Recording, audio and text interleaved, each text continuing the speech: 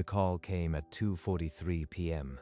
The name on the screen, State Insurance Fraud Unit. Miss Reeves, this is Investigator Patrick. Are you aware of a whole life insurance policy in your name for $400,000? Number. I don't have a policy like that. What is this about? There's been a death certificate filed in your name, dated 6 weeks ago. Your mother, Sharon Meadows, and your sister, Olivia Meadows, are listed as beneficiaries. The words landed like a blade in her chest. I am not dead. I am sitting here in my living room. The payment is on hold, but we need you to confirm you are alive. Can you come in tomorrow to sign an affidavit? She gripped the phone tighter, her knuckles turning white. I'll be there tomorrow. The call ended, but the silent apartment now felt like a crime scene. She couldn't let the silence answer. Within minutes, she dialed Patrick back. Investigator Patrick. I was hoping you'd call back. Explain this to me. How does someone file a death certificate for a living person without anyone noticing? The certificate was forged, but the system caught it. Your social security number flagged active this month, a credit pull for a car loan. I applied for that loan 2 weeks ago. That's what saved me. There was also a mismatch with the Department of Vital Records. They cross-checked and found you alive in federal databases. My mother. She really tried to cash in on my death. That's why I need you here. Your signature on the affidavit stops everything. Tomorrow, first thing. I'll be there, believe me. She stared at the night outside, knowing the woman who raised her had tried to bury her on paper. Tomorrow, she would make herself impossible to erase. The next morning, Charlotte walked into Patrick's office, her stride tense but unwavering. Miss Reeves, thank you for coming in. I know this isn't easy. Show me the certificate. He slid a photocopy across the desk. The paper was crisp, the seal official. At the top, her name. At the bottom, a signature she knew too well. That's my mother's handwriting, loopy, decisive. She signed every birthday card like that. The informant listed is Sharon Meadows. She reported a fatal car accident on I-90. She gave me a cause of death. A car accident. As if she'd rehearsed it. She signed this 6 weeks ago. While I was here, breathing, working, living. She pushed the paper back, but the image was already burned into her memory. The affidavit waited. Patrick slid a second document across the desk. The affidavit. This confirms you are alive and the named insured. Your signature stops the payout. I'll sign. But then what happens? She wrote her name with a sharp finality, the pen almost tearing the paper. Detectives will question your mother and sister this afternoon. The fraud unit moves fast. They'll tell her I am alive. She'll know I stopped her. One more detail. The policy wasn't recent. It was purchased 6 months before the death filing. Half a year. She bought this while I was still visiting for holidays. This wasn't desperation. This was a plan. Cold, layered, long. The investigation shifted. Charlotte was no longer a victim on paper. She was the key to a case that now looked premeditated. Charlotte returned home as the sky turned amber, the quiet of her apartment pressing in like a held breath. 3 years since I walked away.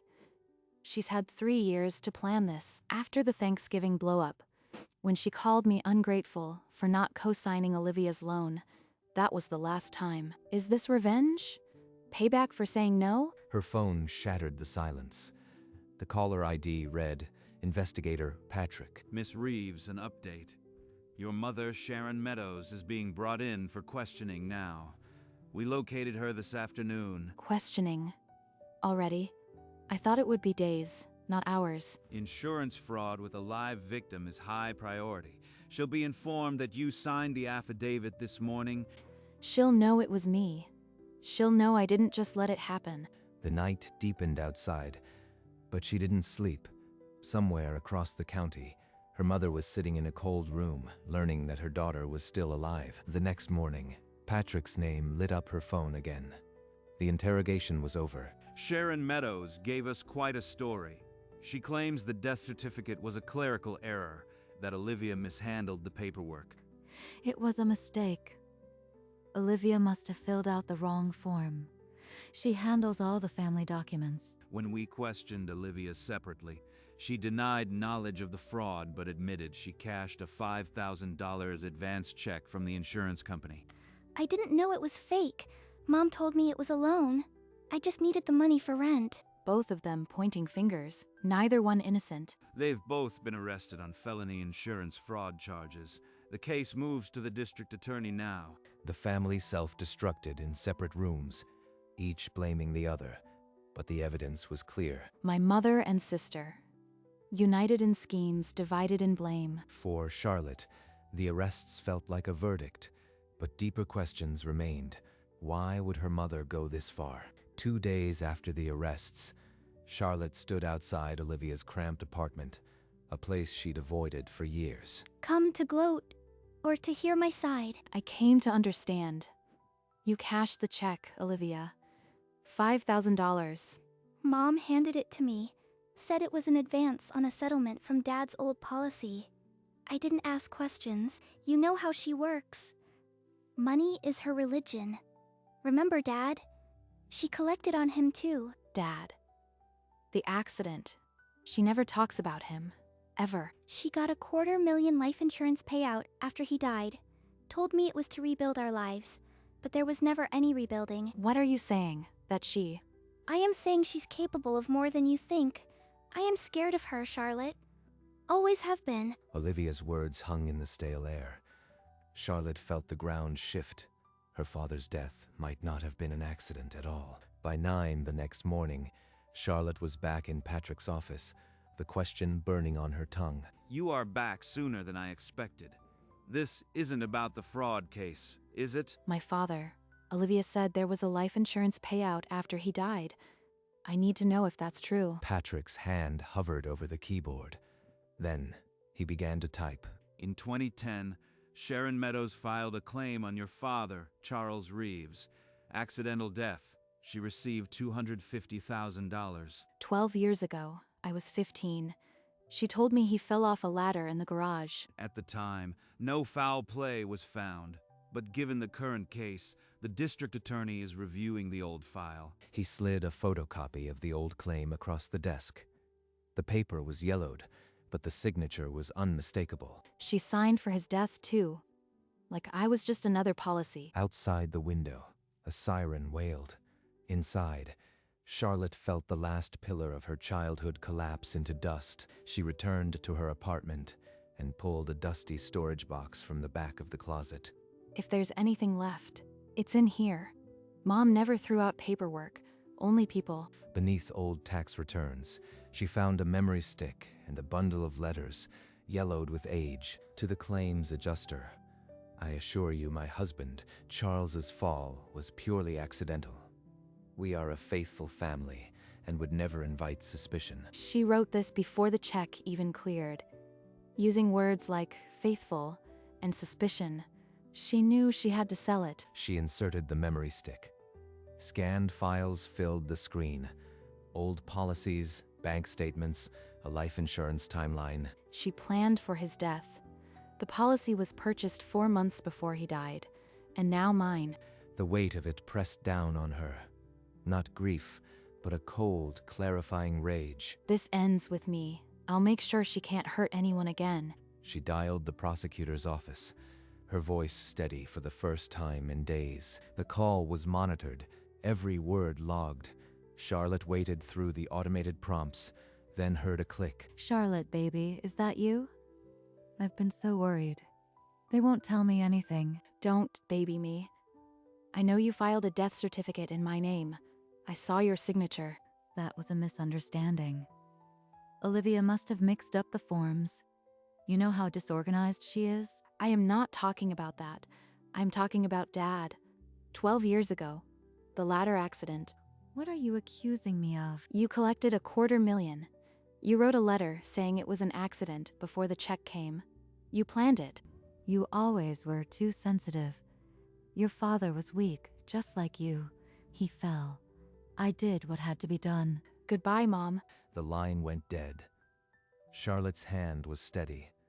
The last thread of hope had snapped, and in its place was a cold, unshakable resolve. 2 days later, Charlotte sat across from Patrick for the last briefing before the arraignment.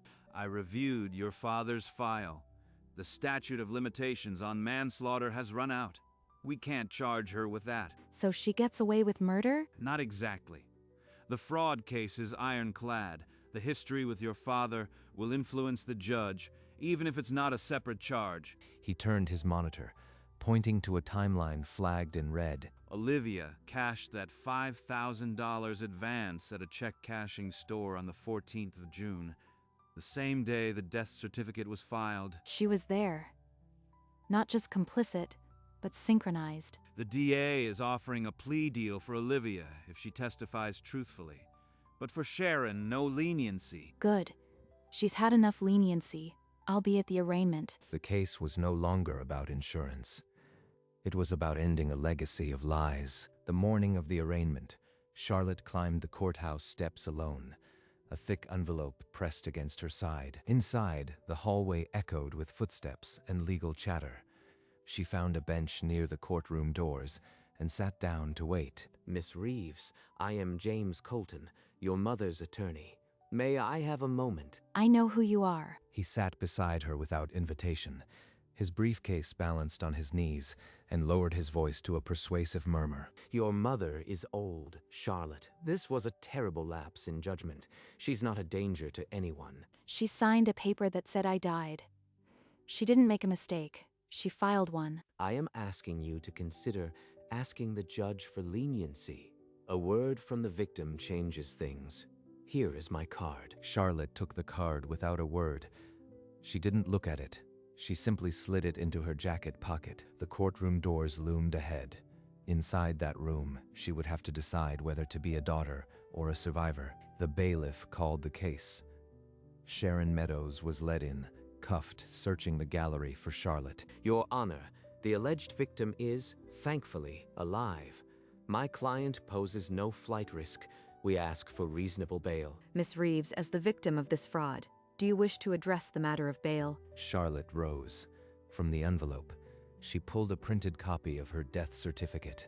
She had no problem signing this. I'll think about it. A murmur rippled through the courtroom.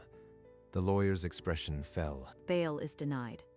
The defendant remains in custody pending trial. Sharon's face tightened, but she did not turn around again. Charlotte sat, her envelope empty.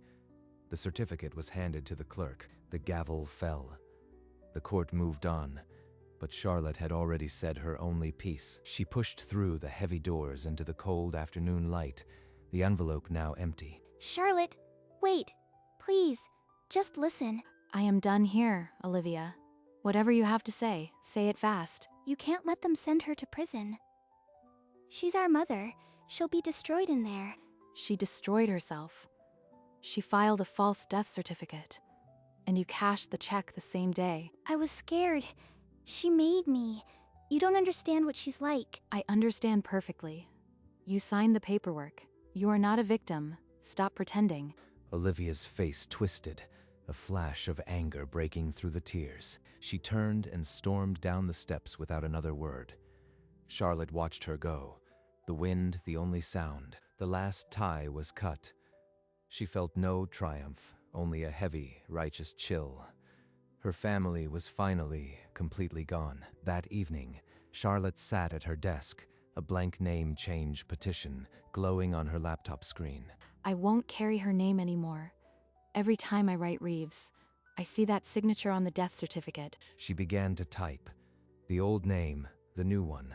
The reason, severe family estrangement and documented fraud. Bennett, after my high school art teacher, she was the first person who told me I could be someone other than Sharon's daughter. The form was simple, but each field felt like shedding a layer of skin. She printed the pages, signed them with the name she was leaving behind, and slid them into a large envelope. The envelope was addressed to the county clerk.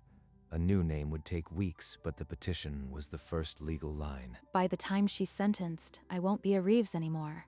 That name will belong to her, and no one else. She sealed the envelope with a finality that felt like closing a cell door. Outside, the city settled into night.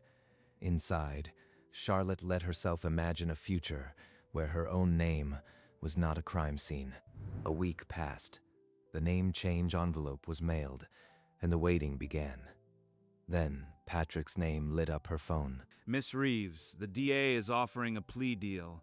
Sharon Meadows would serve 18 months in prison, plus 3 years probation. 18 months? That's all for faking my death and trying to collect $400,000? Given her age and the specific amount, it's a strong deal.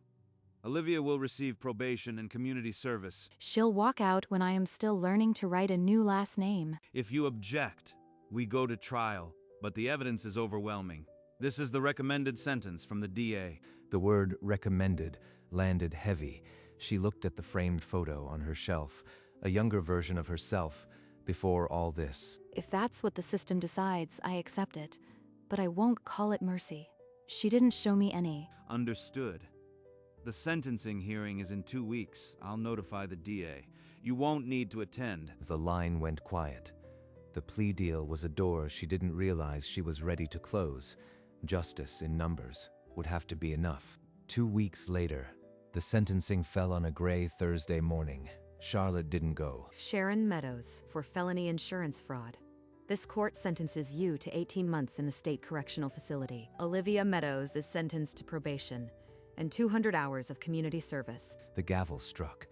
Sharon's face was unreadable as the bailiff took her arm. The text from Patrick came through. Sentencing complete. Sharon 18 months. Olivia probation. Done. The case that started with a death certificate is finally closed. She stood in her living room, breathing. A weight she hadn't named began to lift. There were no tears, no desire to celebrate, just a profound stillness. She glanced at the small photo of her father on the shelf. It felt like he was finally allowed to rest. Justice, in the end, had been a quiet thing, but it was enough. 4 weeks after the sentencing, a thick envelope arrived from the county clerk. Inside was a new driver's license, the plastic still glossy under the kitchen light. Charlotte Bennett. That's not her name. It never was. She held the license up to the light, studying the photo like proof of a new existence. No ties to the name on the death certificate. No one can ever use Reeves to hurt me again. She walked to the bedroom and placed the license on her dresser, next to a small framed photo of her father. He would have been proud, not of the pain, but of the woman who walked through it. The old death certificate, still in a drawer, seemed to lose its weight. It was just paper now. Outside, the winter sun broke through the clouds for the first time in weeks. Inside, Charlotte Bennett took her first full breath in months. That same afternoon, she drove to a small cemetery on the edge of town, a bouquet of white lilies on the passenger seat. She hadn't been here since the funeral. The headstone was clean, but the memory was dusty. She knelt in the dry grass and placed the flowers at the base of the stone. I am sorry, Dad, for believing her. For not questioning. She told me you fell. I was 15 and I just accepted it, but I know now. I know what she is. The wind moved through the bare trees, and for a moment she felt a warmth she couldn't explain. He's not in this ground. He's in the fight I have left. I changed my name. It's Bennett now. A fresh start. She stayed until the sun dropped behind the hills, then walked away, lighter. The next morning, a letter with a prison return address sat in her mailbox. She held it in the entryway, her thumb tracing the loopy handwriting she knew too well. She's trying to reach through bars, trying to find a crack. She set it on the kitchen counter and went about her day, but its presence throbbed like a wound. That evening, she found herself standing over the letter again, her hand hovering. No more words from you. No more manipulations. She picked up the envelope and tore it cleanly in two. The sound crisp and absolute. The unread halves dropped into the trash can without ceremony. Some doors stay closed because you lock them yourself. The apartment settled into silence, but it was a quiet she now owned. Not one imposed on her. Morning light slipped through the curtains, pale and clean, carrying no memory of the past. In the kitchen, she poured steaming coffee into a ceramic mug she had painted herself weeks ago. The word Bennett curved across the ceramic in her own handwriting, a small act of reclamation. I am alive. She caught her own reflection in the hallway mirror and paused, a faint, genuine smile forming. The sunrise spilled golden across the living room floor. a stripe of warmth she hadn't noticed before. She stood by the window, cradling the mug, watching the city stir below. It felt like the first morning of her life. This is what peace feels like. Not escape, just presence. Her reflection in the glass held no tension, no glancing backward, only a woman willing to live forward. The day stretched ahead, empty and full, hers to fill. Later that afternoon, she opened the drawer where the death certificate lay folded, waiting. She carried it outside to the small backyard, where a metal trash can sat under the bare branches. She placed the paper in the can and struck a match, the small flame catching the cold air. The fire licked the edges, curling the words "certification of death" into black lace. This is the last evidence that anyone ever tried to erase me. The paper disintegrated, the forged signature vanishing into the rising heat. She watched until there was nothing left but a thin column of smoke, carrying the past upward. Goodbye. She smiled, a small, private curve of the lips, and turned back toward the house. The smoke dissolved into the winter sky, and with it, the last trace of the woman she used to be. Screen fades to white.